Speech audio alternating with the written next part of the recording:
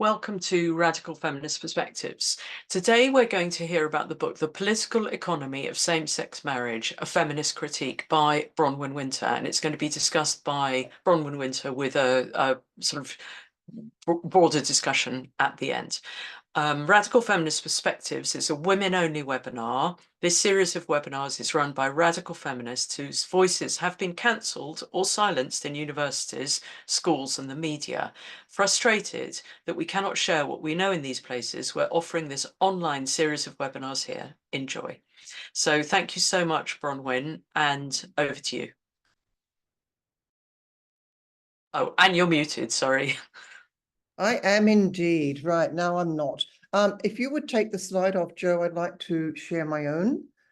Thank you. And let's hope this is going to work today, because the other day I had some trouble. PowerPoint, here we go. Let's see if it works. Okay, can you see that PowerPoint? I'm put it into slideshow if I can get the command. Yes, it is. We can see it, and it's not quite in. It's not quite in slideshow slideshow, but I've got all these things masking the command. So hang on.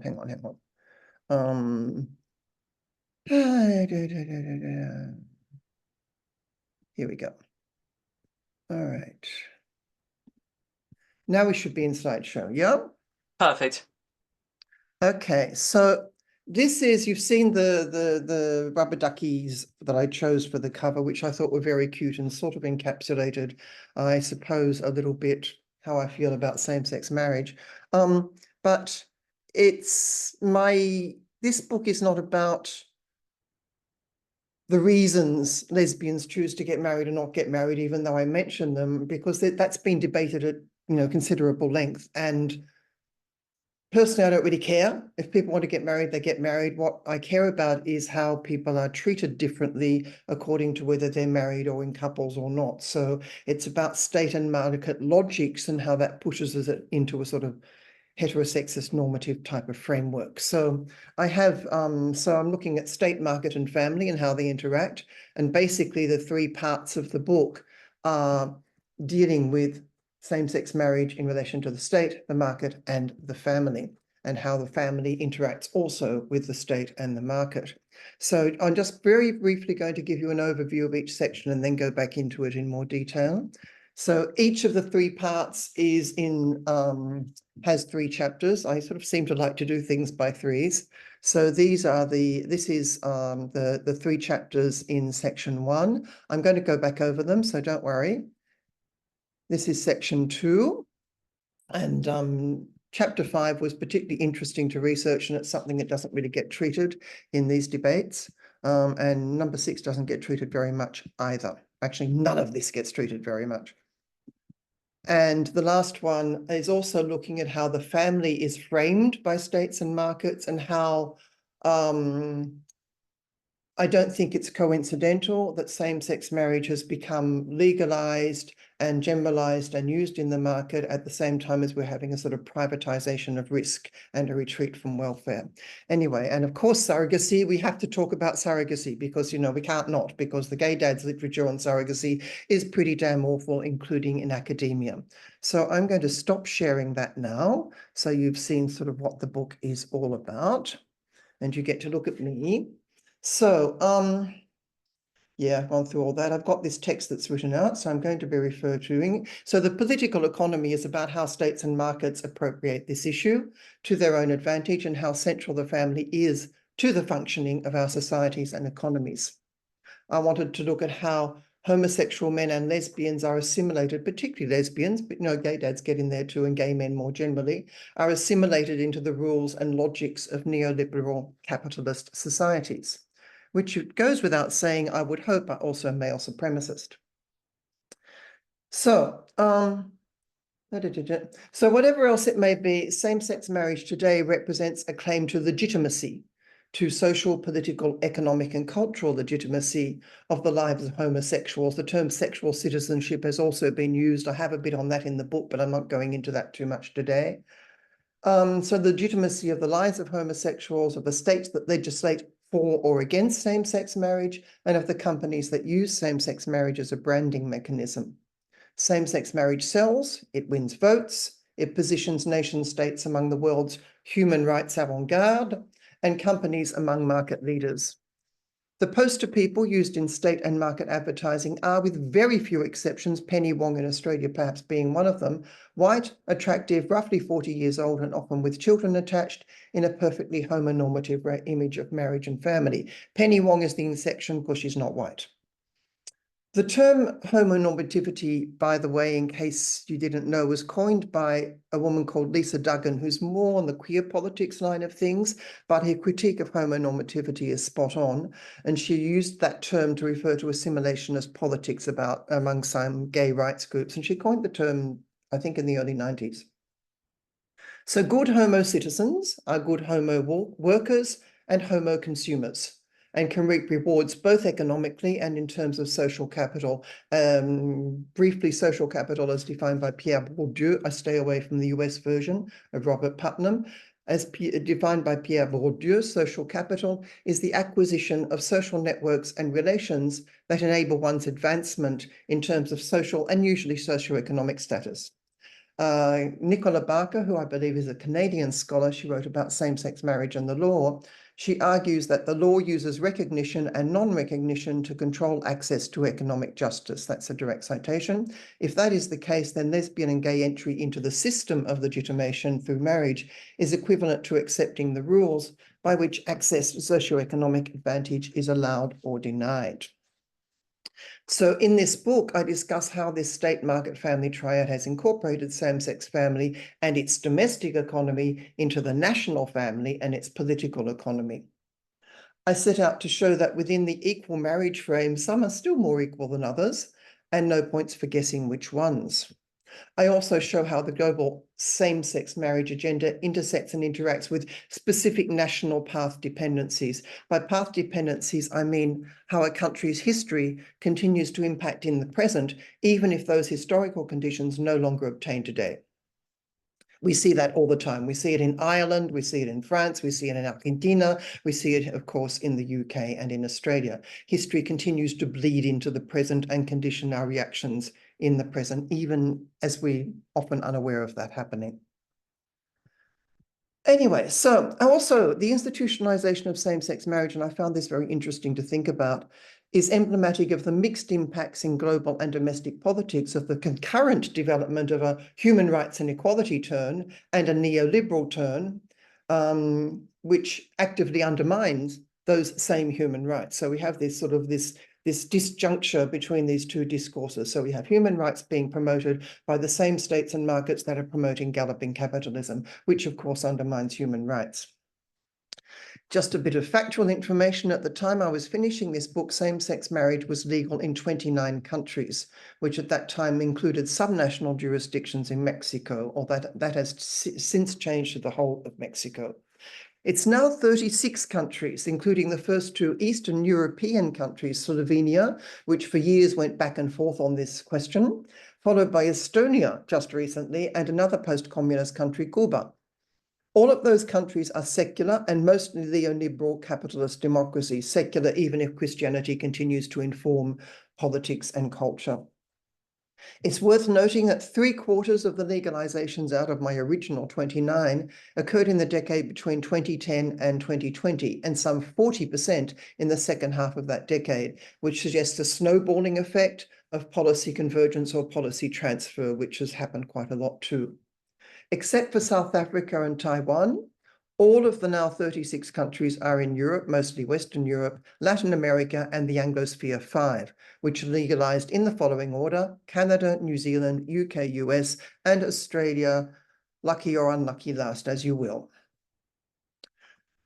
On one level, these legalizations have been a sign of the continuing so-called evolution of the institution of marriage, which has changed considerably both legally and culturally over the last century or two, happily for women, notably as concerns women's emancipation, albeit imperfectly realized. Even so, societal norms, economic patterning, and legal regulatory frameworks all continue to reproduce mainstream understandings, to use Mary O'Brien's term, of how relationships and families function or should function according to including in the class, race, and transnational dimensions. So to look at the chapters in a little bit more detail. Chapter 1 is titled Marriage and Family as Value in Liberal Capitalist Societies. Now, you probably know that all core United Nations treaties frame the family as the fundamental unit of society and as such as owed protection by the state. And a lot of constitutions, think the Irish one, but I'd have to double check. Certainly the constitutions of most Muslim countries pretty much have word for word those words in their constitutions. And this is actually not a new thing. Aristotle saw it that way too. The historical philosophical examples I use in this chapter are perhaps, it goes without saying, extremely misogynist. There's Rousseau, there's, a few other people. And as Simone de Beauvoir, one of my absolute heroes, famously noted in 1949 in The Second Sex, even if the institution of marriage had become more egalitarian at that time, she does say that marriage presents itself in a radically different manner for women than for men. And we still have to keep repeating that because people don't sort of twig. Yeah. She argued that women, whether themselves married or not, continue to be defined in terms of marital status, and I would add parental status. The patriarchal family then becomes, by extension, the primary metaphor for the nation. We have the national family, we have families of nations, we have patriotism, we have fatherland, we have motherland, we have the brotherhood of man. And that's sort of, among other things, one reason I've never really warmed to the term sisterhood, although I understand its currency and its reasons for use in feminist communities, but it's not a term I particularly warm to because of its familiarist and also its religious connotations. In any case, family is the core value by which the nation is defined, and the values that are attributed to that family, values in plural, are conservative and dependent on enduringly sexist framings. There, I am sure you are learning nothing new. We all know this. Chapter 2. I go from subversive, it's called From Subversive Challenge to Liberal Rights, and I'm looking at human rights framings, including international human rights courts. I look at case law in the Inter-American Court of Human Rights, the European Court of Human Rights of the Council of Europe, the not EU one, and the European Court of Justice, which is the EU one. I also look at how states and political parties use the same-sex marriage issue to make themselves look progressive, inclusive, and just, moving with the times and responding to the needs and demands of the people or the community or community standards. The legalization of same-sex marriage then becomes part of the national self-image. In France, for example, where Catholic conservative opposition to same-sex marriage was vehement and even violent, the state used the issue to reaffirm the secular values of La République. In Ireland, it became a competition between a modernist and traditionalist understanding of Catholicism in a country that, although it is no longer constitutionally Catholic, remains constitutionally religious. I remind you of Article 44, paragraph 1. The state acknowledges that the homage of public worship is due to Almighty God. It shall hold his name, capital H, capital N, in reverence and shall respect and honour religion. This is Ireland. In the UK and Australia, the family ties that bind us became the selling point for the more centrist wing of the Conservative parties, David Cameron and Malcolm Turnbull being prime ministers respectively. By their logic, legalising same-sex marriage reinforces rather than undermines the institution, and indeed they were right.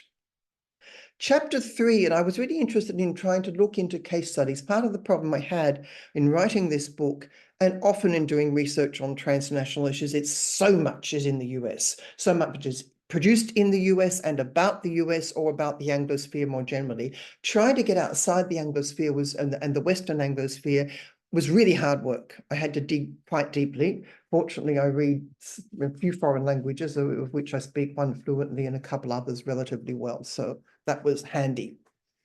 So Chapter 3 explores state rationales for legalizing same-sex marriage through 3 quite different country case studies to show how national path dependencies and political and cultural specificities come into play.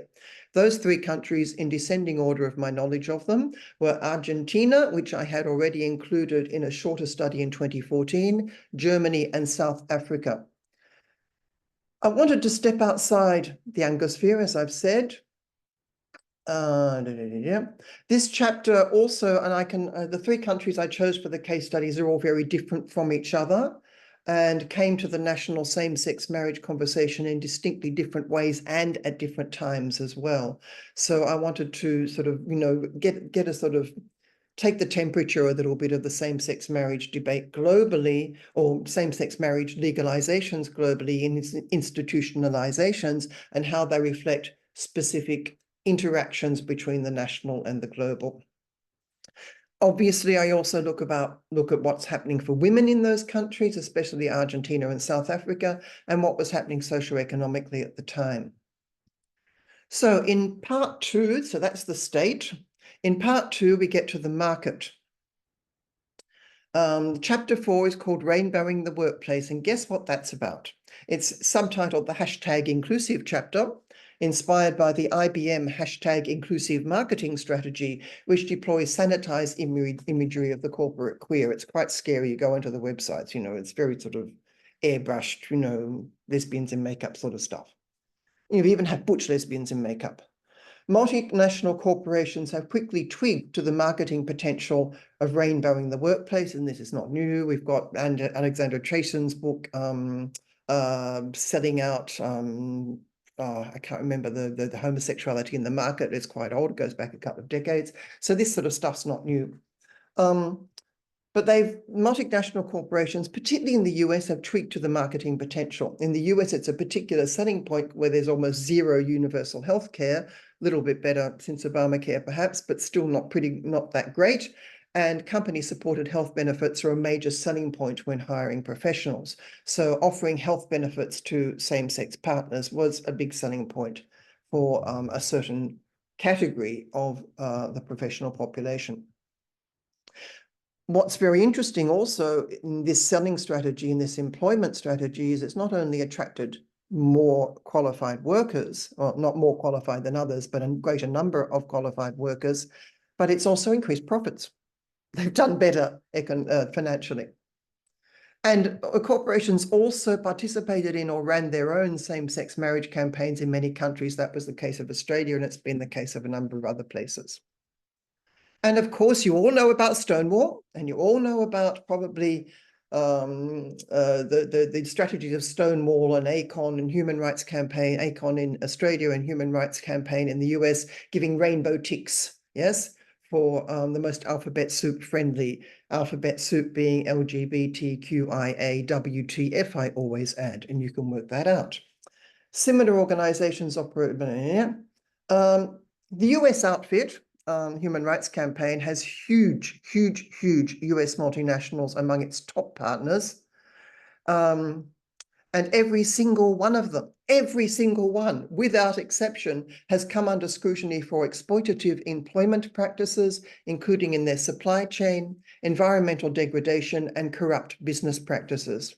Opposition to trade unionization, ageism, racism, and widespread sexual harassment, particularly in the law firms, as it happens, about which little to nothing is done, are a few of these problems. The idea of corporate social responsibility, notably in the area of greenwashing, and rainbow ticks for inclusivity allow companies to do that pinkwashing, greenwashing duo, while in other respects, it's business as usual and even more profitably. And it's obviously lucrative for both the businesses and their NGO partners. And I give a few examples. I talk about Amazon. I talk about a few other multinationals, some of the big law firms as well. So there's detail on that in the chapter. In chapter 5, I look at the same-sex wedding business and wedding tourism, and that's something that's received little to no attention in the literature. Gay wedding tourism in particular is a strong growth industry. We're talking about a huge financial market. It was already huge for straights, more so in some countries than others, but the gay market is a whole new market area for these wedding businesses. In Argentina, when same-sex marriage was legalized in 2010, in the lead up to legalization and following legalization, all these gay marriage businesses sprang up because everyone else from South America wanted to come to Argentina and get married, and from the US as well at that stage. So it was a big marketing thing in Argentina. There was astronomical number of businesses that suddenly just sprang up. So the gay wedding market and gay wedding tourism market obviously follows the same sorts of tropes and selling points as the straight one. but there are some additional elements that are nonetheless noteworthy. One of them is, of course, the influence of long-standing gay male sex tourism. So the places where we had gay male sex tourism are now also marketed as wedding tourism places. Well, not all of them, Morocco perhaps not, but quite a few of them in the Caribbean are. And so we have these tropes of beautiful resort settings with pretty and available men to wait on one. I use a case study of Tahiti, which actually gives a completely erroneous framing of gay men and traditional homosexual performances or performances of feminized men in Tahiti. It's sort of like there's one travel guide, I think it might be Lonely Planet, that completely sort of pink washes that whole traditional culture. And a lot of these places also market themselves as gay progressive tourism destinations. So Paris now becomes, a gay place to go. And of course, Canada and Mexico, Puerto Vallarta, we've got, Vallarta, we've got these tourist resorts. We've got a Docklands area in Argentina that is now becoming a very bourgeois gay area and is sort of marketed as part of that tourism package. We also have gay wedding shows. Canada's been very big on that. It's been doing it since 2004. There've been a few in the UK. They tried to do it in France, wasn't very successful. But the US market is the main driver of luxury destination and gay weddings, gay destination weddings, and a number of magazines and tourism agencies specialized in gay weddings sprang up in various countries during the 2010s or even earlier. Here also, there's pinkwashing. We've got the gay gentrification of a lot of urban areas, which I talk about a little bit later in the book in relation to housing as well. So we've got this gay tourism stuff that is obscured from view of the race and class dimensions of the so-called LGBT community. So it's very pink-washed, it's very pretty, it's very luxury tourism. So we have destinations such as Tahiti, Martinique, Buenos Aires, and so on. And the destinations and resort workers are being commodified for the enjoyment of mainly gay or wedding tourists. In fact, the gay male market is dominating this industry. There is, some lesbian. Iceland's an outlier, actually. They foreground lesbian wedding tourism, and there's a very prominent business run by lesbians. Anyway, so we have that marketing. We also have cruises. Cruises are back in the game post-COVID. And they've long been packaged for the gay tourism market. And now some cruise lines offer middle of the ocean weddings. So you can get married at sea if married in your country isn't legal. They're also at the pointy end of the hospitality industry labor exploitation, which has been much criticized by feminist and labor economists alike and for a long time. Yeah. Ali Hochschild, whose work I really like, on labor exploitation, particularly of women, developed the concept of emotional labor in the 1970s and has discussed the emotive dissonance, a bit like cognitive dissonance, that workers in the service sector experience, with particular attention to transnationalized female labor. I need to hurry up. I'm looking at the time. It is, of course, obviously, when one travels and does tourism and recreational activities, our enjoyment is always based on somebody else's work. Yeah, that's a fact of, doing these things. So whatever the level of comfort or discomfort in that travel and in that enjoyment, it's always based on somebody's work. But the ways in which that work is gendered, raced, and otherwise hierarchized, and the degree of control or otherwise that people who wait on us and entertain us are able to exercise has to be interrogated. As the gay tourism and wedding industry expands, the risks increase that the rights of the gay tourist to be out, proud, and married are enjoyed at the expense of the rights of those that create the context for that enjoyment.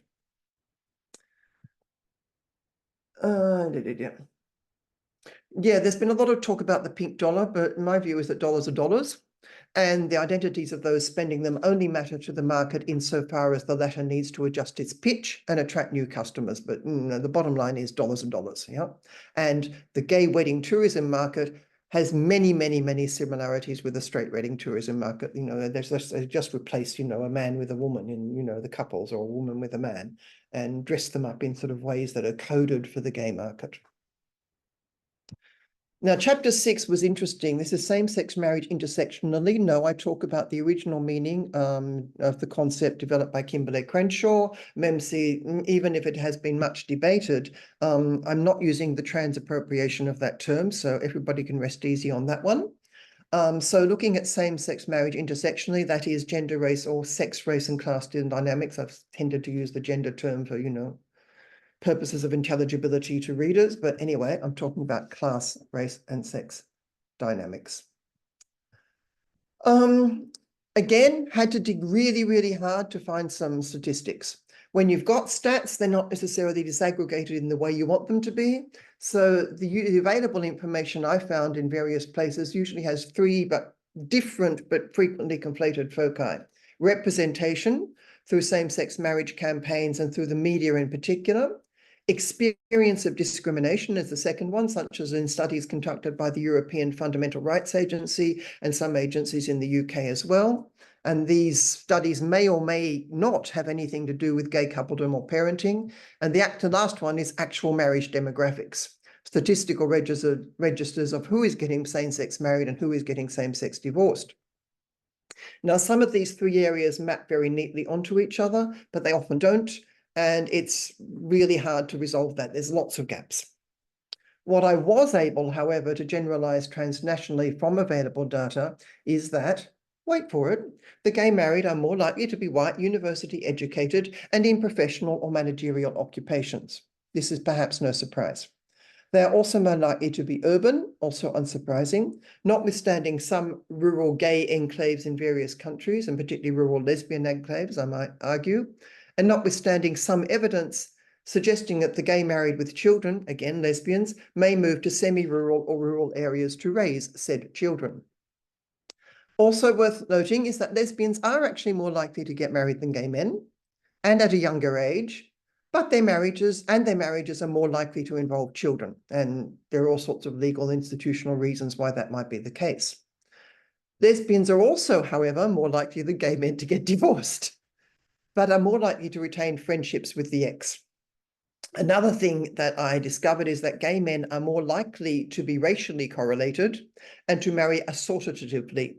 Assortatively, yes. That is, they couple with people of similar income and professional standing. They sort of map each, sort of, I don't know, maybe there's a greater element of narcissism, who knows. Another interesting snippet is that the rate of same-sex marriage plateaued relatively quickly following an initial post-legalization rush. And where both civil unions and marriage are available, as in the UK and France, gay and lesbian couples, just as straight couples, actually prefer civil unions, which, some may find surprising, but it's true. Now, when one tries to disaggregate the statistics by race or ethnicity, the challenges absolutely multiply. Not only do different countries count racial categories differently, but the categories themselves change over time within the same country. Even the terminology for the category changes. The UK uses ethnicity, while the US uses both race and ethnicity, and often confusingly, especially in the case of its Latino population. In the EU, the number of terms and concepts concerning individuals and groups eligible for protection under the EU's Racial Equality Directive is staggeringly large. In Latin America, categories recall the history of settler colonialism. So we have mestizo, for example. So the answer to the question, what are the ethno-racial demographics of the same-sex married, is inevitably, it depends on which country you're talking about and when you're talking about it. So it's pretty hard to get any sort of sense of how the demographics play out in more detail than I've already given. As concerns representation through campaigns and media, a disturbing trend in the US was that, in the campaign, was that gay is the new black, with gay rights and most particularly the same-sex marriage campaign being compared to the civil rights campaign. You can perhaps guess how well that went down with African Americans. The campaign for same-sex marriage was also compared to the 1967 Loving versus State of Virginia case concerning interracial marriage. So there was a certain amount of appropriation going on, so that was a source of great tension, political tension in some parts of the US. So last part 3, the family section of this state market family triad. Chapter 7 is titled Working Families, Parenting, Productivity and Policy. The frame of working families has been deployed in a number of countries, and not just the Anglosphere, by the way, although the English phrase is usually used in those other countries, often in relation with another English phrase, work-life balance. Both terms are nonsensical. Families don't work, parents do, adults do, and one does not temporarily die for the time spent in the workplace with life being elsewhere. So I find the very terms nonsensical. The working families, or sometimes hardworking families frame, has been used to designate the responsible citizen as employed and hardworking, financially contributing through taxation and consumption, very important, and preferably married and parenting regardless of sexual orientation.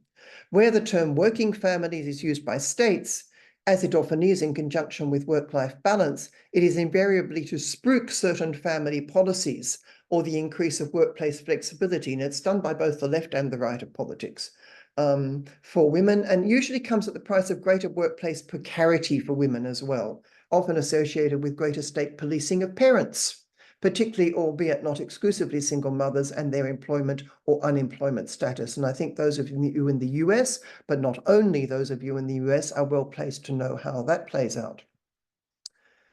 It is not coincidental, in my opinion, that this vocabulary has emerged at a time of state retreat from public welfare, including privatization of employment, unemployment, and health service, as has happened in Australia to some extent and other areas. There's also a very big push in France by the Macron regime to retreat from welfare, and I talk about that a little bit in the book as well. And the work-life balance, that we've got a weakening of trade unions as well, and significantly increased workplace precarity, including in white-collar sectors. Yeah, the work-life balance rhetoric is clearly aimed, however, at professional white-collar workers in dual-income, dual-parent families. Even in places such as the EU, which are performing better overall in areas such as maternity leave and childcare than most other places, the model is resolutely heterosexual and two-parent, and women are assumed to be doing most of the caring labor. Even where there is the occasional nod to same-sex parents, they are still assimilated into a stratified system of race, class, and sex, where some have entitlements and others have a multiplication of risk. The following chapter is titled Caring Families, and this is the second last, so we're almost there. It delves further into this masculinist, capitalist privatization of risk. The neoliberal economy and the neoliberal state depend on this increased privatization of social provisioning, that is welfare and other subsidies, through expansion of family and kinship models. The concept of care is thus reframed as the responsibility of families and local communities. As lesbian feminist economist Karin Schönpflug has put it, one is presumed to be able to live as one pleases as long as one is successful and operates at one's own risk. The privatization and individualization of risk falls squarely on the shoulders of women, surprise, surprise, and in an economy where servicing the affluent family demands its own labor force, also falls on the shoulders of racialized women in a precarious transnational labor market that Ali Hochschild, once again I use her work, has called a global care chain. Again, gay men are far more likely than lesbians to employ domestic and caring labor, notably when purchasing babies through surrogacy arrangements, and I will come back to that one. For lesbians in particular, getting married affords greater social protection, especially when children are involved. And binational gay and lesbian couples have preferential immigration rights if they marry. So we understand the reasons, yeah? Again, non-married couples and single mothers face significantly more socioeconomic obstacles.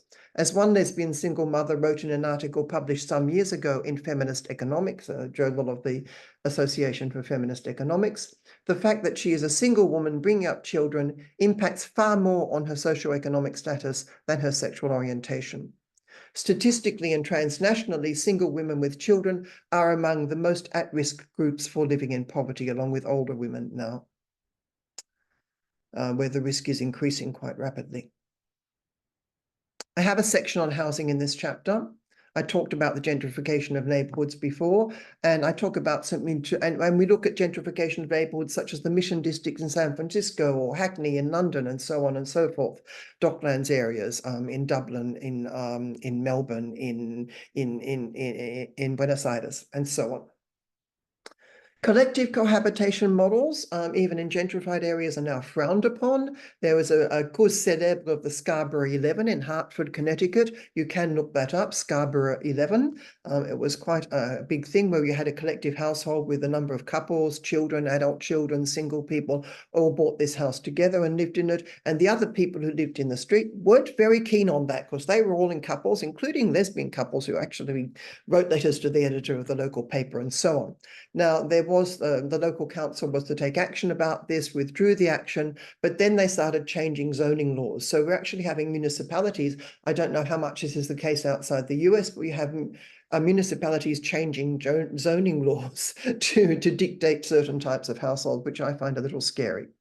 All right, the third chapter, the third chapter in this section and the last chapter in the book is obviously the one, the big elephant in the room, which was surrogacy for gay dads, right? With the norm of marriage comes the norm of reproduction, and with the demand for equal rights comes the demand for the right to one's own biological child. In fact, there exists no such right in international human rights instruments. People have a right to marry and found a family, but there is no specification that people have a right to use the bodies of women to have a father's biological children, because we know that the surrogacy boom, whether we're talking about straights or gays, is about daddy's DNA. Yeah. For gay daddies, it's supposedly all about being equal with lesbians. As they cannot carry a child to term themselves, they demand the services of baby suppliers as a right, quote unquote. Fostering and adoption are admittedly often made harder for gay people, but most gay men wanting to father children do not even seem to consider this as an option. And again, this has a money thing, this has a dollar signs attached because going into surrogacy arrangements is very expensive. So it's, we're talking about a certain class dynamic as well.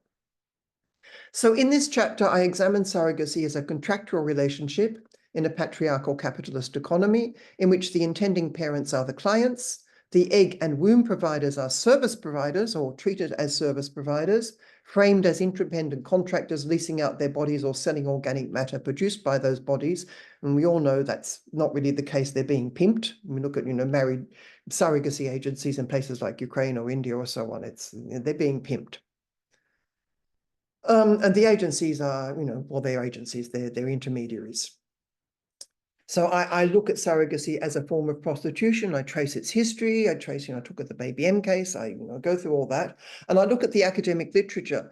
Scarily, there are a lot of women in the academic literature who are defending gay men's rights to surrogacy, and what a pain it is when, they're not sure what's going to happen with the Indian law, and there they are hanging out in their hotel by their swimming pool, wondering whether they're going to be able to take their baby home. I kid you not, it's almost that bad. I talk a lot about the baby Gammy case in Australia, which was a woman had twins, one of whom was developmentally disabled, and then there was a whole big, international furor about that. It went to Australian courts and so on and so forth, and the mother sort of said, well, actually, I don't want you to have my kids now. So there was a case in the UK where a couple said, oh no, we don't want that child, it's deformed, and quite sort of, if the product, if the commodity you're buying is somehow deficient or damaged, then you don't want it anymore. So there's all that sort of trading going on. And of course, there are many, many people, including Renata Klein and a bunch of others who've written books about the terrible effects of women's bodies, of surrogacy, and I go into that as well. It was a very, very depressing exercise. Anyway, but in the academic literature, we have women defending male entitlement at the expense of other women. And doesn't that sound familiar when we're talking about what's happening with the trans lobby right now? We have women who are sort of willing handmaidings to these sorts of agendas. Anyway, there you go. So that's sort of the book. I'll have a look at the chat now, see what questions are. Maybe, Joe, you've been monitoring. Yeah, so I'm just going to add my spotlight, and then Marion Ritiliano and Sheila Jeffries hopefully will join us too. So if you two put your videos on, I'll add you in. And then we can have a chat about some of the issues that came up. I mean, I'll take the advantage to go first, or the opportunity to go first. So a while back, I had a friend who, a lesbian, who married a gay man, and they had a baby together, and they were both quite conservative Belgian, living in Belgium, and it was good. The families liked it, and she did what you know, as you would expect a sort of woman to do, which is looked after the kid, made a lovely house home for him, the child. And sometimes the father would come and get the child. And once she went to pick the child up, it was a baby at this stage, she went to pick her son up, and the father had taken him to a gay sex party, the baby, and left the baby in a room and was taking drugs in a different room. And my friend was just horrified, surprised that any human being could possibly have done that. But surprised, and then made arrangements. You know, she found out what was going on and said that's just not going to happen. But there is this big worry in my mind that about gay male party sex culture, which seems to be they're quite secretive about, so they don't talk about it publicly very much about what they actually do in the culture, in the deep gay male culture. And they have a different form, loads of different forms of morality about, you know, well, there's lots of sort of big worries about that. What happens if kids are being brought up by two men who are gay, who are deeply into this culture, is a terrible worry. Did you cover that at all about? I didn't get What into was it. your thoughts?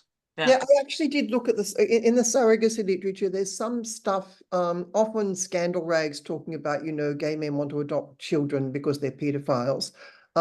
It was very difficult to find serious research on that or verify the sources. There was a lot of shock, horror, sensational scandal stuff.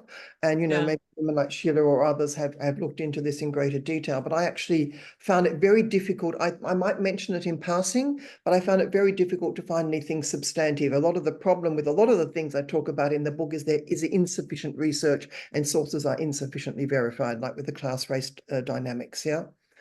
So that was a problem. In terms of gay male party culture, I think the problem is male. It's not necessarily particular to gay men. I've had stories, you know, including friends of mine, you know, they'd sort of, you know, the daddy after the divorce would come and pick them up and take them to the beach, and then he'd go off sort of chatting up women and leave them alone on the beach and stuff like that. This happens in the straight world too. So I don't think this is specific to gay male party culture. I think straight men do it too. The pedophile side of things, the gay pedophile side of things, it has been raised, it has been criticized, it has been grossly sensationalized, notably by right-wing press, but you know, we need to look into it a little bit more. And I'm also very wary of, which is why I say this is about men, yeah? And I really put that forward. This is about men. And gay men are not worse or better than other men. And I'm very wary of feeding into narratives that sort of then become a sort of backdoor form of homophobia. Yeah. Even though I don't want to defend what these men are doing, I want to be really careful about how I talk about it, if that makes sense. Can I just come in there? Yeah. I think the problem is that there are examples in the media, legal cases around gay men, paedophilia, surrogacy, and so on. But yes, it would be very hard to do research on that or find any general statistics. I mean, there was a case in Australia that I'm sure you're aware of, that I did write about in a piece for maybe The Conversation or something some years back, of two men who acquired a 4-year-old boy, I think, from a Russian woman. And they were actually taking him around the world to be sexually used by other gay men. Yeah. There's occasional cases, but obviously you couldn't research it and find out generally. But I agree with you, it's men. And there was a case that I used to use with my students, not of surrogacy or child abuse, but of a gay man who some years ago now, probably 20, acquired a child from a surrogacy agency in the States and shook the child to death within 6 weeks. And so on. So that there is the problem that men are not socialized to know about children or bringing up children or have the same sort of emotional reactions to children. And I'm not saying that it's gay men. I think that it's men generally. I think that children need a woman in the house or around. And even that's not enough necessarily. No, But because often she's being beaten up at the same time. yes, So exactly, and is unable, therefore, to protect the child. But I think children need women and not just men, and men are not suitable for this activity on their own. It's just male sexuality. I mean, I grew up in a time and place, in the 60s and 70s in the gay village in New York City, in Manhattan. And you could see what happened when men were completely off by themselves, gay men, and women, lesbians, had their own separate community, and they didn't cross at all. And the gay men were having, they were having sex like, as often as they could, as many times as they could ejaculate all day, finding anonymous partners, expecting and not wanting any kind of affection or anything like that, making themselves available for sex with as many men as possible. And straight men, ostensibly straight men, who wandered into that, thought that this was wonderful. They wanted, their wives back home to be having sex the way gay men had sex. And women, on the other hand, if they happened to wander into lesbian community, were like, oh my God, I can't believe, there was no specter at all of male sexuality. The male, it had not yet poisoned lesbian community. So if you leave men and women completely alone, male sexuality unrestrained will be the same for straight men if they could do it, and gay men, and lesbians, and sexuality among women would be, or straight women if they could do it, is two completely different things. Yeah. Yeah, I mean, I'd like to say that it's just so fascinating, everything that you covered. I'm interested in every single detail of it. So it's quite difficult, even in, the few minutes that we have, to talk about all of this. One thing that you didn't mention particularly was the way in which the campaign, mainly by men as I understand it, for gay marriage, back in the 90s when it was all started out, was tremendously undermining of the feminist critique of marriage, and indeed attempt to abolish marriage, because in the 1970s in the UK, I don't know what was happening in Australia, feminists wanted to abolish marriage, and there were all these campaigns like Why Be a Wife, and so on, posters and meetings and so on. So getting rid of marriage was the goal, which of course would be very difficult for male supremacy to accept. And then these gay men, not lesbians, because lesbians were completely on side with this as I understood it at the time, all the lesbians I knew. But then in the 90s, maybe these gay men started pushing for gay marriage, which was enormously undermining. So, so it was part of a backlash, really, against the feminist critique of the whole system of male supremacy and how marriage fits into that. Yeah, I didn't touch on that. I didn't really want to get into the arguments I didn't really want to get into the political arguments between lesbians and gay men, although I talk a little bit, here and there about it. But I wanted to talk about institutions. I wanted to talk about institutionalization. And even though that history is important and the undermining, and I certainly agree with you, Sheila, that's important, I was more interested in what's been happening with the contemporary campaigns in which women have also participated, and legalizations and institutionalizations, and how that has then sort of assimilated gay men, and especially lesbians, into this sort of heterosexist, capitalist, class stratified system, in ways that sort of homo-normalize us. So yeah, it's a valid point, but also on feminist critiques of marriage, what was interesting to me in the 70s and 80s was, yes, I've been, marriage resistant since forever. And, a lot of my lesbian friends, even those who live in couples, refuse to get married. But, some have had to get married because there are children involved, or there are inheritance involved, or there are other things involved, or you have to get around legal things. Marion was talking about that earlier. And perhaps you'd like to talk about that some more in a minute, Marion, because I found it really, sort of central to the way that the institutionalization happens. But, one discussion I remember is happening, because it was also at the time where South African maids were campaigning, and there was a lot of political literature about apartheid and how it was stopping women from being with their children and their families because they were looking after other people's children and families, and there were pass laws and all other sorts of things. So for me, these arguments are also somewhat contextual, even though I'm a marriage resistor, and a family resistor. I was absolutely 100% in support of these South African women who are being, stuck, being sort of prisoners in this sort of labor market. Part of that sort of, global care chain and transnationalized labor market, even though it was within one country. So I suppose, if I'd started getting into that, I would have gone sort of sideways into a whole other set of arguments, and it would have probably detracted from the main book. But I agree with you. Yeah, I had a long-term partner, and this was long before gay marriage, and she was a lawyer, fortunately, so she was able to do all the the paperwork, know what had to be done, know all how to do it legally for us to have all the financial and political advantages of marriage. There's things about sharing finances, money, not inheritance, but but retirement funds, medical decision making. That's a big one. So she knew how to do all this, and it was a lot of work. It was like one thing after another, that a few things that I didn't even know about. And she was a lawyer, so she was able to do it. We would not have wanted to get married, as under gay marriage. We would have wanted a civil partnership that would have made all those advantages just, we could say it's the two of us, and she wouldn't have had to go through all that.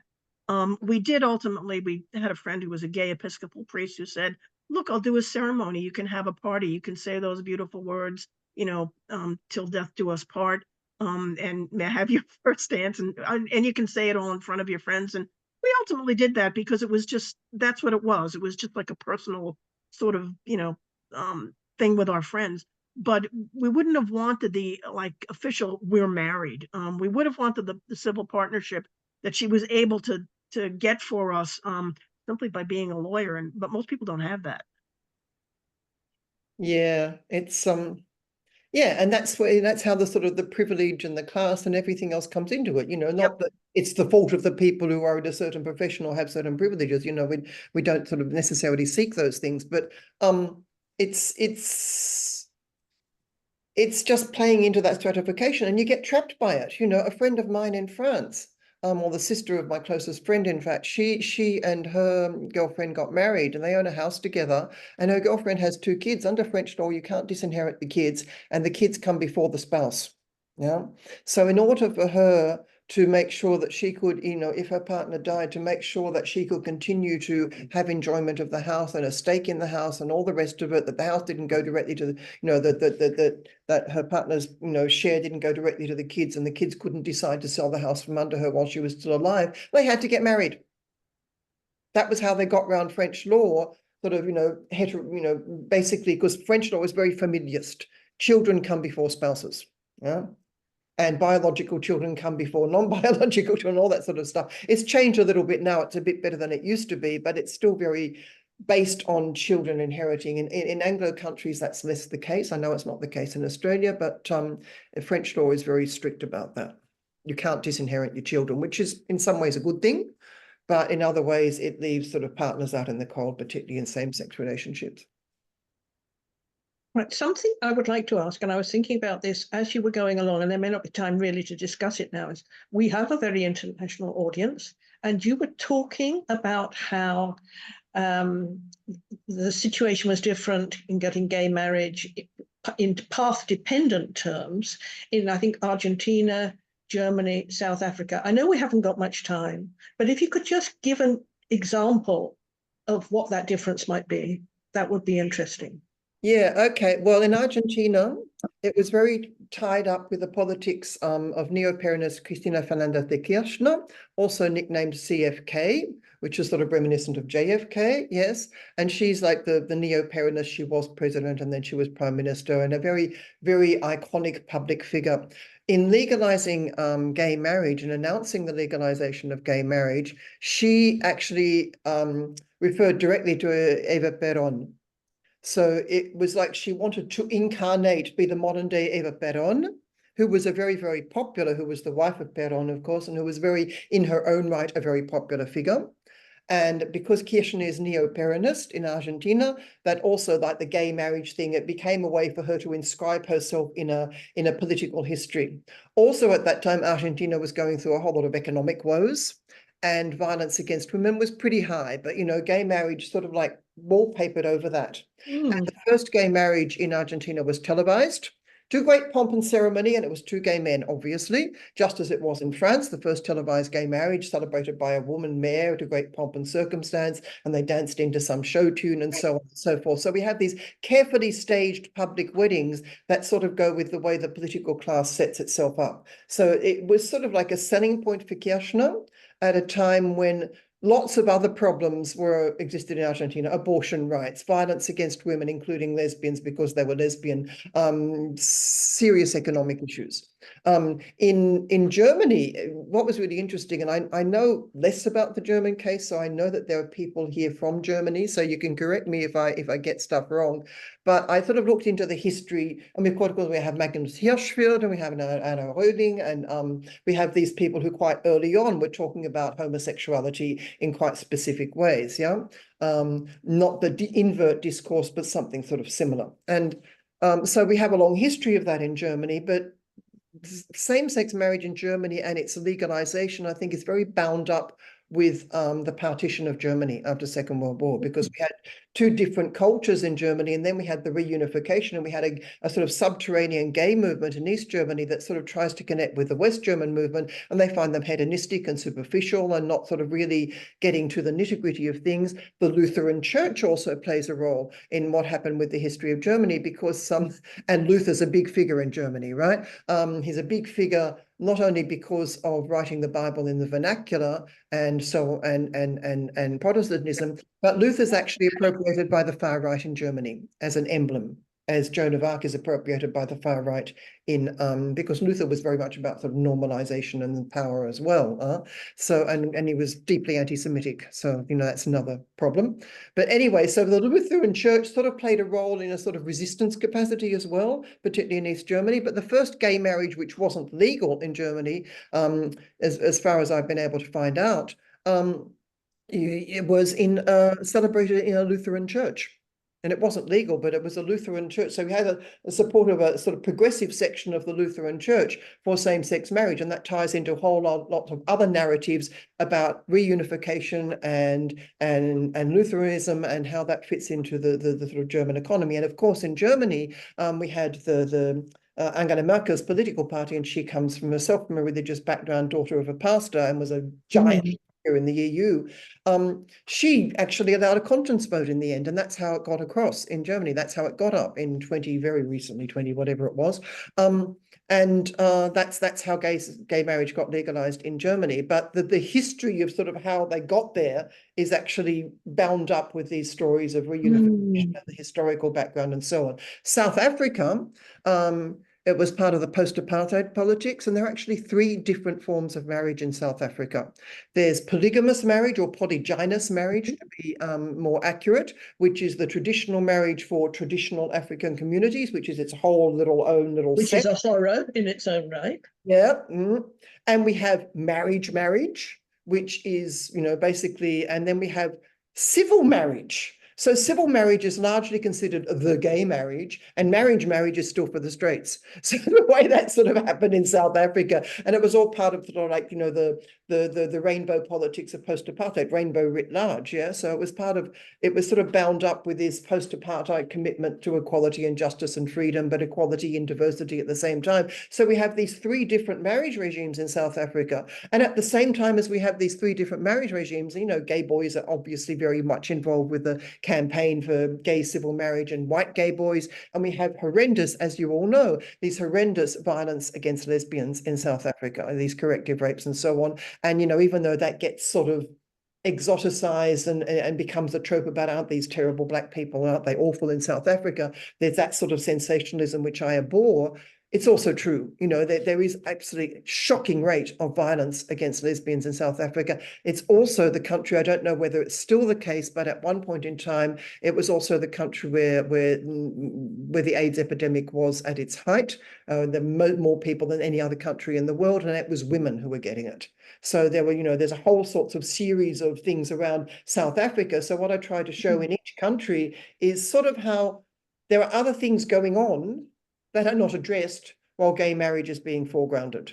And there's other things going on, Huge task. socioeconomic and about women's oppression. It's Journal- also Huge.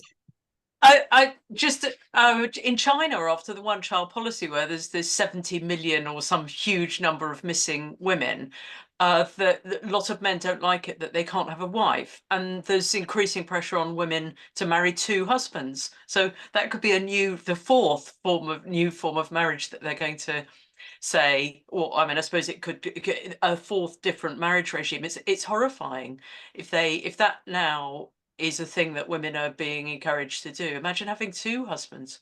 It's like hell on earth. I mean, it's bad enough just, indeed. I know. Oh my God. Anyway, look, we're at the end, aren't we, Sue? Thank you very much, Bronwyn. That was just unbelievable and amazing. Thank you so much. And Marion and Sheila for coming in and chatting, and everybody for being here. So see you very soon, Bronwyn, for another talk. And bye, everyone. Coming? Yeah.